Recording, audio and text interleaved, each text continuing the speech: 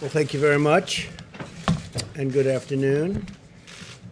Today I want to provide an update on our response to the China virus and what my administration is doing to get the outbreak in the Sun Belt under control. Seems largely in Sun Belt, but could be spreading. My team is also working night and day with Capitol Hill to advance the next economic relief package. We're working very hard on it. We're making a lot of progress. I also know that both sides want to get it done. We'll call it Phase 4. I think we're going to get it done. We'll protect our workers, our schools, and our families, and protect them very strongly. As one family, we mourn every precious life that's been lost. I pledge in their honor that we will develop a vaccine and we will defeat the virus. We're doing very well with vaccine development and therapeutic development. But I want to thank our brave doctors and nurses and frontline responders. The job they do is incredible, and they are truly brave. My administration will stop at nothing to save lives and shield the vulnerable, which is so important. We've learned so much about this disease, and we know who the vulnerable are, and we are going to indeed shield them.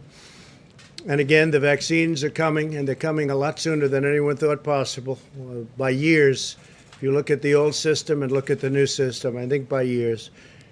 The China virus is a vicious and dangerous illness, but we've learned a great deal about it and who it targets.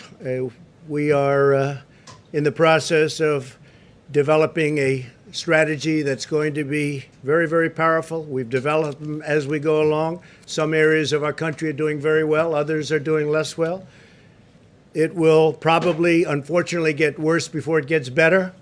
Something I don't like saying about things, but that's the way it is. It's what we have. You look over the world, it's all over the world, and it tends to do that. The governors are working very, very hard, and we are supporting them 100%. Everything they need, they get, and we are taking good care. We have tremendous supplies and a great supply chain, whether it's ventilators or gowns or just about anything they need.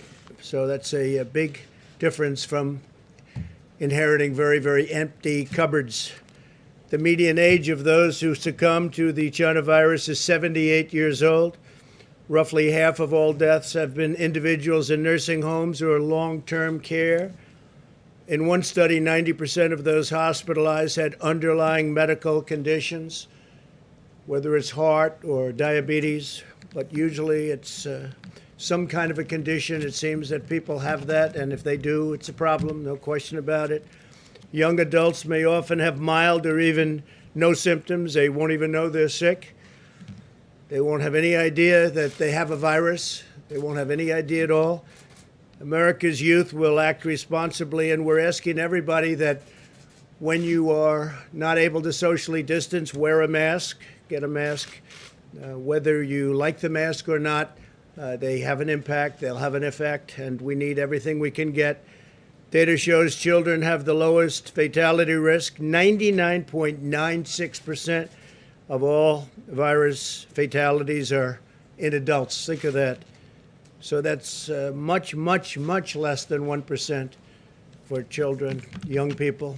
By understanding these risk profiles and learning how to treat the disease, we've been able to greatly reduce mortality in the United States. In fact, we'll show you a chart and how well we do compared to the rest of the world. We have several treatments already available that significantly reduce the severity and duration of the disease, including remdesivir, which has been very successful, and a widely available steroid treatment.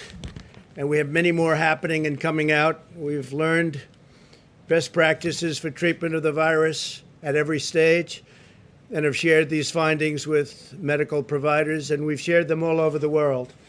The relationship with other countries has been very strong. We're all working together. This includes ensuring all hospitals are aware of the importance of different approaches to oxygen treatment, including high-flow oxygen, the importance of steroid treatment for those on ventilators. And when you're on a ventilator, we've learned a tremendous about the use of the ventilator. And at the beginning, people never had an experience like this, where we needed so many ventilators so fast, and even the use of the ventilators. But the doctors have become incredibly, and nurses and helpers have become incredibly good at the use of a ventilator, which is actually a very complicated procedure, and allocating remdesivir to hospitals based on new admissions, since it works best early in hospitalization. And that's something that they've really started. They're using it much earlier. Fatalities nationwide have fallen 75% since mid-April. That's a great number. As cases and fatalities rise in certain hard-hit states, which you're looking at right now, we're surging personnel, supplies, and therapeutics. We, again, have tremendous amounts of supplies. We are in very good shape, and we can move them quickly. Our case fatality rate has continued to decline and is lower than the European Union and almost everywhere else in the world. If you watch American television, you'd think that the United States was the only country involved with and suffering from the China virus. Well, the world is suffering very badly. But the fact is that many countries are suffering very, very, very badly. And they've been suffering from this virus for a long time. We've done much better than most. And with the fatality rate at a lower rate than most, it's something that we can talk about, but we're working again with them because we're helping a lot of countries that people don't even know about. I get calls all the time asking for help, especially as it pertains to the ventilators. They need help with ventilators. They have to get them. They're very hard to get. We're making thousands now a month, thousands of ventilators a month. It's been quite amazing. We keep doing the good job, and things will get better and better. We'll be putting up charts behind me showing different statistics and different rates of success, and I guess you could say also things that we can do better on. But you'll see them. They'll be put up as we go. In April, the average age of individuals who tested positive for the virus was over 50 years old. Today, the average age is significantly younger. Hospital lengths of stay are almost half of what they were in April. So the stays are about half. The rate of cases requiring hospitalization has been reduced, and mortality among those admitted to the hospital is nearly one half of what it was in April. We've learned a lot. We've learned a lot about this disease, how to handle it. The doctors have learned a lot, not only in the use of the ventilators, but in many other things. And things are happening, too, like the remdesivir and other elements, steroids, et cetera. But these trends could change without our continued and relentless focus. And that's what we have. We have a relentless focus, and it's been that way from the beginning. But we've learned so much. As you know, in recent weeks, we've seen a concerning rise in the cases in many parts of our south.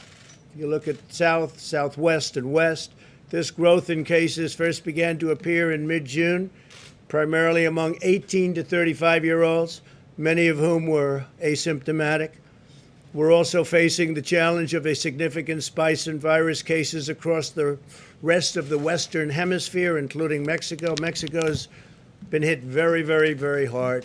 As you know, the president, a great gentleman, was here 2 weeks ago, and they have really been hit hard. Because we've achieved a nearly fourfold increase in testing capacity in 2 months, we're successfully identifying more asymptomatic and mild cases. Some cases so mild that you really don't even treat them. Some cases with children where they don't even know that they're ill. And I guess they're not very ill because they recover almost immediately. Per capita, the U.S. is conducting 50% more tests than Europe. And we've conducted nearly 3 times as many tests as all of the other countries in the Western Hemisphere combined. Be over 50 million tests. This allows us to isolate those who are infected, even those without symptoms, so we know exactly where it's going and when it's going to be there.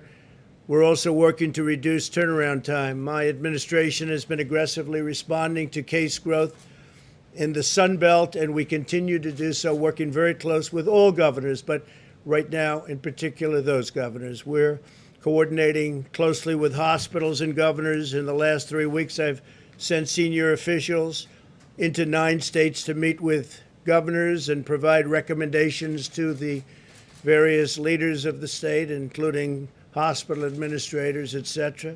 My administration currently has 0 unfulfilled requests for equipment or anything else that they need from the governors. No governor needs anything right now, and we think we'll have it that way till the end because, frankly, we are stocked up and ready to go wherever we have to go. We've nearly 7,000 National Guard and military medical personnel in Texas, California, Florida, and Arizona that's helping us greatly. I want to thank them very much. The military has been fantastic. We're closely monitoring hospital capacity in these states. Hospitals are open for elective surgeries and other procedures. So hospitals are open for elective surgeries. We want Americans to get the medical treatments they need. All of the governors we've spoken with say they have enough bed capacity. That's a great thing.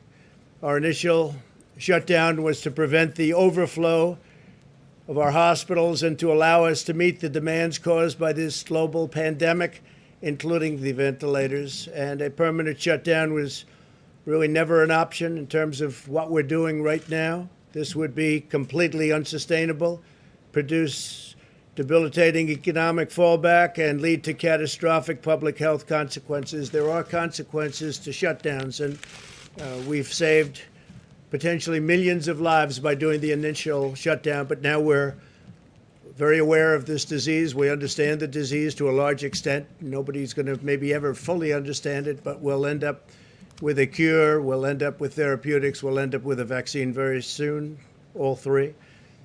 We're instead asking Americans to use masks, socially distance, and employ vigorous hygiene. Wash your hands every chance you get while sheltering high-risk populations. We are imploring young Americans to avoid packed bars and other crowded indoor gatherings. Be safe and be smart. We're surging testing capacity to identify and isolate cases. This includes a newly approved testing platform to nursing homes across the South. We're being very, very vigilant with respect to nursing homes because you know all of the problems that we've had with so many people, so sadly, they were infected, so that all of the staff and residents can be routinely tested and isolated to ensure our elderly are even more strongly protected than anybody else. That's really the high-risk people, the high-risk, wonderful people. Once this current surge in cases declines, the same testing platform will enable people to visit their loved ones after taking a test, which is a big difference. Ultimately, our goal is not merely to manage the pandemic, but to end it. We want to get rid of it as soon as we can. That is why getting a vaccine remains a top priority. 2 vaccine candidates are entering the final stage of clinical trials this month. This was achieved in record time. It used to be years before you were in a position like we are right now. 4 other vaccines will enter final trials, and the following weeks, and we're mass producing all of the top candidates so that the first approved vaccine will be available immediately. And logistically, we have the military ready to go. We have great people, logistic military people, a wonderful general who's waiting for the vaccine so they can distribute it in record time. That's what's going to happen. So our military is all set to go. We will deliver a vaccine, therapeutics, whatever it is necessary, and defeat the virus once and for all. And I'll take a few questions if you'd like. I will say this. I want to thank all of the staff, the White House staff, all of the doctors that we've been working with so closely, and just a lot of very positive things are happening. It's a nasty, horrible disease that should have never been allowed to escape China, but it did. And it infected the world, and the world is suffering, but we're going to get it taken care of, and we're helping lots of other countries. John? Mr. President, first I just wanted to get a clarification. Your press secretary said today that you sometimes take more than one test a day. Well, why is that, and how often? Well, I didn't know about more than one. I do take probably on average a test every 2 days, 3 days, and I don't know of any time I've taken 2 tests in one day, but I could see that happening. So Republicans and Democrats on Capitol Hill both said that they want to see more money for testing. They want to send billions of dollars to the states so they can do more testing. And you probably saw Mick Mulvaney the other day said that his kids, it took him a week to get test results back. He said this is simply inexcusable given where we are in the pandemic. Do you think we have a problem with testing in this country right now? Well, and are you in favor of more money for testing? That I prefer massive. And as we go, as an example, there are thousands and thousands of 5-minute tests.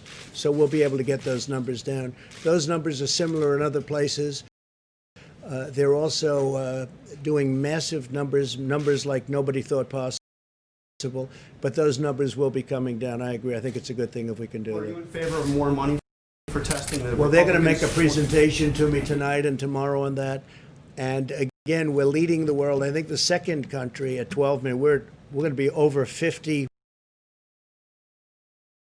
million tests. Second country is India with 12 million. Then you have 7 million, 6 million, and 4 million. I think that we are doing tremendous amount of testing. But if the doctors and the professionals feel that even though we're at a level that nobody ever dreamt possible, that they would like to do more, I'm okay with it. Why are your doctors not with you here today? Where's Dr. Fauci, Dr. Birx? Well, Dr. Birx is right outside. Yes, please. Thank you, Mr. President. I've got 2 questions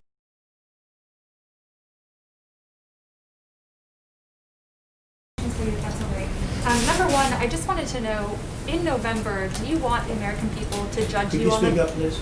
Do you want the American people to judge you on the ballot in November by how you've handled this pandemic so far? This, among other things, I think the American people will judge us on this, but they'll judge us on the economy that I created and that already we're creating. We're setting record job numbers, as you know.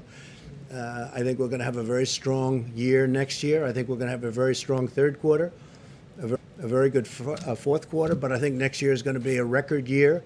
And I think they're going to judge me on that. I think they're going to judge me on the tax cutting and handled the VA. On the VA, we got Veterans Choice. Nobody thought that would be possible. That's been many decades. They've been trying to get Veterans Choice. It's called Choice, where they can go get a doctor if they have to wait online for 2 weeks or 5 weeks or 2 days.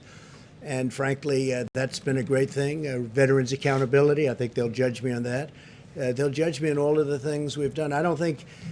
And I think we can say this, we should, and it's never been even challenged. In 3.5 years, the first 3.5 years, the first years of a presidency, I don't think any administration, any president has accomplished so much as we've accomplished, from energy to health to so many other things.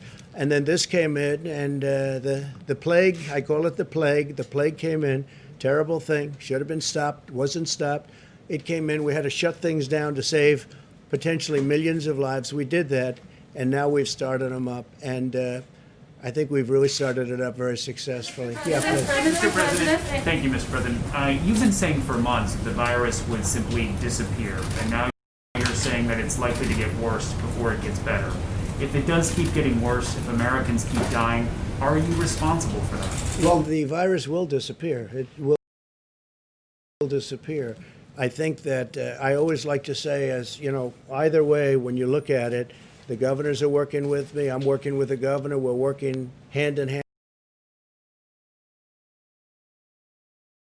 And I think we're all responsible. I view it as a team. Very good relationships with the governors. Very, very good relationships. I could say I'm fully responsible, but you know, one day we had a virus come in, and I closed the borders. Did a lot of things that were very good. In fact, Dr. Fauci said we saved tens of thousands of lives when I closed the border, and nobody wanted to do it. I wanted to do it. We closed the border to China. We put on the ban. We didn't want people coming in from heavily infected China. Put on the ban. We didn't want people coming in from heavily infected China. Fairly shortly thereafter, I closed the borders from Europe, coming in from Europe.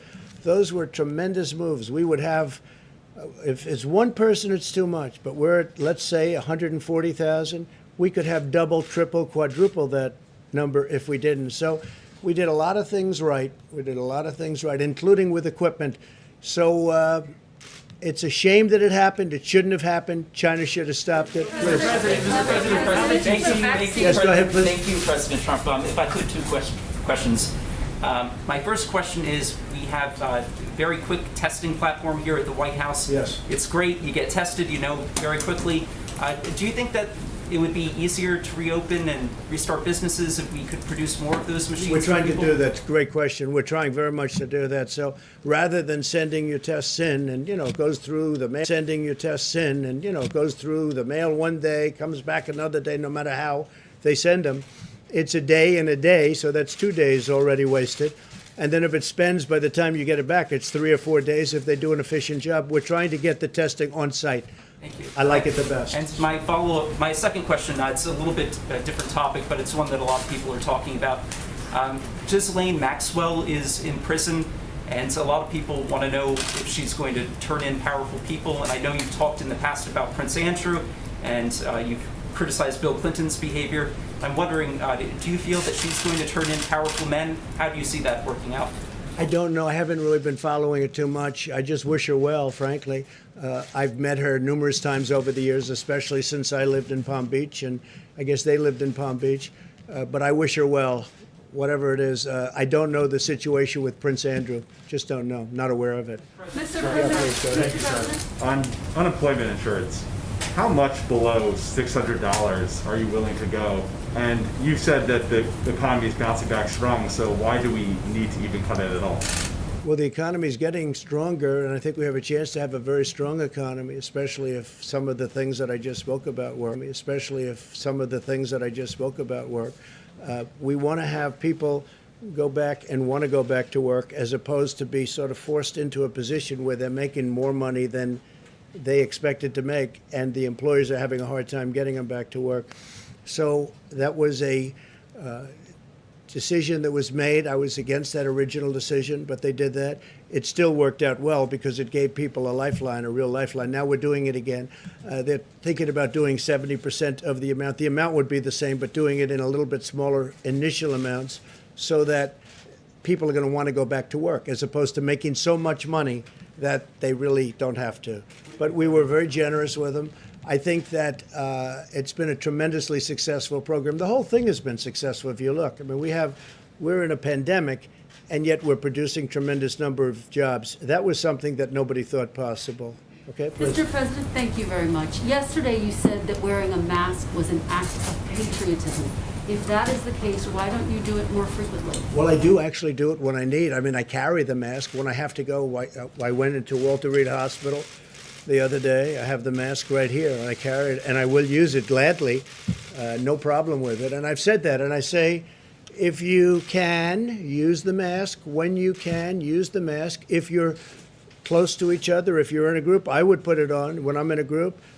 If I'm in an elevator and there are other people with me, including like security people, it's not their fault. They have to be in the elevator. I want to protect them also. I put on a mask. I have no problem with the masks. I view it this way. Anything that anything that potentially can help, and that certainly can potentially help, is a good thing. I have no problem. I carry it. I wear it. You saw me wearing it a number of times, and I'll continue. Please. Thank you, Quick Mr. follow- Can I ask you a President. quick Thank you, Mr. follow-up? Go ahead, please. So are you sending mixed messages, though? Thank you. Yesterday, you tweeted out an image wearing a mask, and then last evening, we saw you not wearing a mask at your hotel. Well, I don't know the hotel. I was pretty far away from people, but I would say this. I've explained it, I think, very well. If you're close together, I would put on the mask, and if you're not, well, if you're close together, I would put on the mask, and if you're not, I would say that if you're, for instance, I'll see, like here, you've been all tested, I've been tested. Oftentimes, I'll be with people that are fully tested, I've been tested. In theory, you don't need the mask. I'm getting used to the mask, and the reason is, think about patriotism. Maybe it is, it helps. It helps. Now, we have experts that have said in the recent past that masks aren't necessarily good to wear. You know that. But now they've changed their mind. If they change their mind, that's good enough for me. So I wear it when appropriate. Please. Thank you, Mr. President. Thank you, sir. A lot of Americans may be surprised at your change of tone over all of this, a more perhaps realistic tone, some would look at it that way. The sudden embrace of masks, social distancing, Well, I've always agreed with that. I mean, I've never fought either one, but certainly social distancing. I want to. That's common sense. 6 idea feet that to me is common sense. I'd like to say maybe make it a little bit further. the idea that things will get worse perhaps before they get better here, and perhaps the realization that this resurgence, if you will, is for real when you used to talk about it in terms of little fires being put out here and there. Would you We have them respond to too. that? No, we have embers and fires, and we have big fires, and unfortunately now Florida is in a little tough or in a big tough position. You have a great governor there. You have a great governor in Texas. You have people that are very, very skilled people, and I think they're going to handle it very well. Their hospital capacities are holding up, but Texas is a big state, and it's very well run, and so is Florida, and I think they'll do a very good job. You changing your tone though, sir? I just go wanted ahead. to ask you about the issue of vaccines, which you already mentioned. Yesterday, a study by a Chinese company showed some promising results for its coronavirus vaccine candidate. If China were first in developing the vaccine, or even if it weren't, would the administration be willing to work with China to bring a successful Chinese vaccine to the U.S.? Yeah, we're willing to work with anybody that's going to get us a good result. We're very close to the vaccine. I think we're going to have some very good results. We're already in testing. Nobody thought that would be possible. Under the old system, it would be a year to 2 years before you could even think about using the word testing. So I think we've had a lot of, and the reason we're testing, I mean, they've had good results. So now we have to see in the testing also for safety, because they have to make sure it's safe. And I think you're going to see something over the next fairly short period of time, maybe very short period of time, having to do with therapeutics and vaccines that are very good. So we'll be doing these quite often. We're going to keep you abreast of this, and we'll also talk about some of the other topics like our economy, which is doing well. The stock market had another good day. I think they have a good day because they see a lot of positive things happening on this front too. Thank you very much. Thank you. Thank you.